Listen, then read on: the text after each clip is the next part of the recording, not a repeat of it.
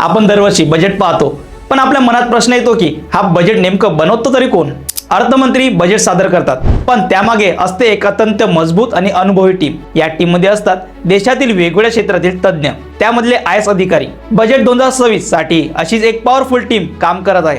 त्यामध्ये finance secretary M Nagaraju, जे कर व्यवस्था, बँकिंग सुधारणा आणि आर्थिक शिस्त यावर लक्ष ठेवतात. रेव्हेन्यू सेक्रेटरी अरविंद श्रीवास्तव, जे थेट आणि अप्रत्यक्ष धोरण, GST, कस्टम सुधारणा हाताळतात. एक्सपेंडिचर सेक्रेटरी V मुसलमान, जे सरकारी खर्च, सबसिडी आणि राज्याच्या आर्थिक व्यवस्थेवर नजर ठेवतात.